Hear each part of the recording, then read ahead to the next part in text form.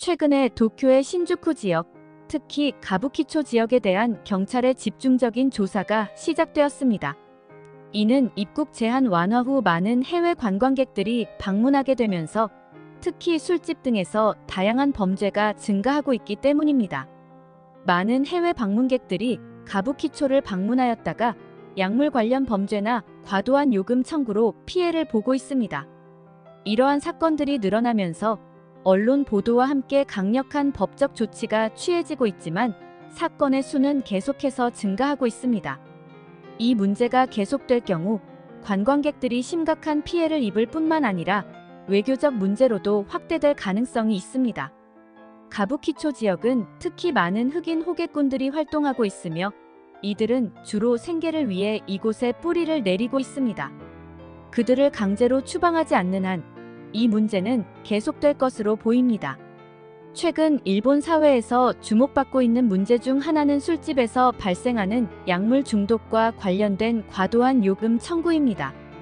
일본 경찰은 가부키초 지역의 술집에서 이루어지는 드링크 스파이킹, 즉 음료에 약물을 타는 행위가 일상적으로 발생하고 있다고 보고 있습니다. 또한 해외에서 발생했던 니들 스파이킹과 같은 범죄도 보고되고 있습니다. 스파이킹이란 원래 실험실에서 시료에 소량의 분석물을 첨가하는 행위를 의미했지만 이제는 술에 약물을 타는 범죄 행위를 가리키는 용어로 널리 사용되고 있습니다. 도쿄의 번화가 중 하나인 신주쿠의 가부키초는 화려한 술집과 성인업소로 유명합니다. 이곳은 호객 행위가 심각한 수준으로 거리를 지나가기 어려울 정도입니다. 이 지역에서 호객 행위를 하는 대부분의 사람들은 흑인들로 술집에 대한 정보를 가장 많이 알고 있는 전문 삐끼들입니다. 특히 한국인 관광객들이 가부키초를 방문할 때 이 흑인 호객꾼들이 영어로 흥정을 시작합니다. 이들은 가부키초를 방문한 외국인들을 쉬운 대상으로 여깁니다. 또한 이들 중 대부분은 특정 술집에 고용된 것이 아닌 프리랜서로 활동하는 개인 사업자들입니다. 이들은 손님이 원하는 술집을 선택할 수 있도록 돕고 술값의 약 30%를 받는 계약을 맺고 있습니다. 이러한 흑인 호객꾼의 활동은 COVID-19 규제가 시작되기 전인 2019년부터 눈에 띄게 증가하기 시작했습니다. 당시 일본 정부는 2020년까지 외국인 관광객 2억만 명을 목표로 설정했으나 2019년에 이미 3천만 명을 넘어섰습니다. 해외 관광객의 급증으로 가부키초와 로폰기 지역을 찾는 외국인이 많아졌으며 술집에서는 주로 필리핀 여성들이 영어로 소통하며 접대를 하고 있습니다. 일본어보다는 영어로 짧게나마 소통할 수 있는 한국이나 중국 관광객들 역시 이들의 대상이 되고 있습니다. 2019년 이후 흑인 호객꾼들은 특히 도쿄의 로폰기와 가부키초 지역에서 외국인 관광객들을 대상으로 강매 및 폭력 범죄를 저지르기 시작했습니다.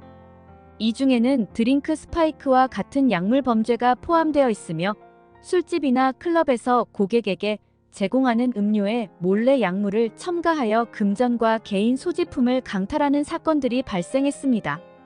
이러한 고수의 범죄는 당시 크게 알려졌고 여러 나라 대사관들이 로폰기에서 대응 회의를 개최하고 일본 경찰에 특별 단속을 요청하기도 했습니다. 외국 관광객의 감소와 함께 이 흑인 호객꾼들은 여전히 번화하고 일본인들로 붐비는 가부키초로 활동 영역을 옮겼습니다.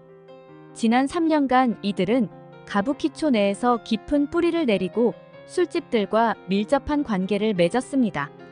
프리랜서 호객꾼으로서 정확한 30%의 수수료를 받으며 술집과의 거래에서 신뢰를 쌓았기 때문입니다. 가부키초 지역에서 가장 우려되는 점은 호객 행위와 바가지 요금 청구가 점점 더 강력한 범죄로 변모하고 있다는 것입니다. 일부 외국인 관광객들을 대상으로 드링크 스파이킹을 넘어선 니들 스파이킹까지 발생하고 있다는 보고가 있습니다. 술집에서의 약물 첨가를 피하려는 노력이 증가하고 그 확인 방법이 발달함에 따라 가해자들은 새로운 방법을 찾게 되었습니다. 니들 스파이킹은 영국의 나이트클럽에서 특히 여성 대학생들을 대상으로 시작된 범죄로 지나가는 사람에게 몸에 주사를 놓는 행위입니다. 2011년에 영국에서는 이 범죄가 유행처럼 번지며 경찰이 대규모 단속을 시작했습니다. 갑작스럽게 신고가 폭증하면서 여러 사건이 주목을 받았고 영국 전역에서 수십 명의 가해자가 있었을 것으로 추정되었습니다. 당시 영국의 여러 대학과 교육단체들은 이 범죄를 강력히 비난하며 경고했습니다. 가부키초에서는 이외에도 여대생을 활용한 데이트의 바가지 범죄도 문제가 되고 있습니다. 일본 여대생들이 한 번에 큰 수입을 위해 참여하는 이러한 범죄는 데이트 앱을 통해 발생하곤 합니다.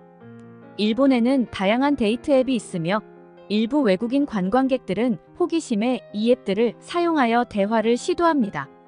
이때 아름다운 일본 여성이 가부키초의 조용한 술집을 추천하며 데이트를 제안합니다. 그러나 이후 바가지 요금 청구와 폭력의 위협에 직면하게 됩니다. 외국인 관광객 중 일부는 이러한 피해를 당한 후 신고하지 않는 경우가 많지만 일부는 경찰에 신고하며 사건화됩니다. 도쿄도의 자료에 따르면 올해에만 이미 바가지 요금으로 인한 피해 금액이 수십억 원에 이를 것으로 추정됩니다. 대부분의 경우 데이트 앱을 통해 처음 만난 사이에서 발생하며 여성은 주로 술집에서 아르바이트를 하는 경우가 많습니다. 최근에는 편의점을 통해 도움을 요청하고 탈출을 시도하는 사례도 있었습니다. 이러한 사건은 큰 주목을 받으며 사회적 문제로 대두되고 있습니다. 일본의 유명 연애 잡지에서 때때로 가부키초에서 활동하는 고소득을 올리는 미인 접대부들에 관한 화제의 기사를 싣습니다. 이들이 연간 수십억 원을 벌어들이는 비결 중 하나가 바가지 요금에서 나오는 수익이라는 점입니다. 일본 경찰은 관광청의 강력한 요청에 따라 해외 관광객들이 더 이상 피해를 보지 않도록 가부키초 지역에 대한 집중적인 조사를 진행 중입니다. 그러나 이 지역의 술집들은 서로 협력하는 관계에 있고 각 업소에 상주하는 것만으로는 이러한 문제를 완전히 해결하기 어려운 실정입니다. 따라서 일본을 방문하는 외국 관광객들은 특별히 주의해야 합니다. 가능한 한 현지인들과의 부딪힘을 피하는 것이 바람직하며 호기심의 데이트 앱을 사용하는 것도 피해야 합니다. 일본 여행 시에는 이 나라의 위험성을 충분히 인지하고 방문하는 것이 중요합니다. 이로써 이번 영상을 마칩니다.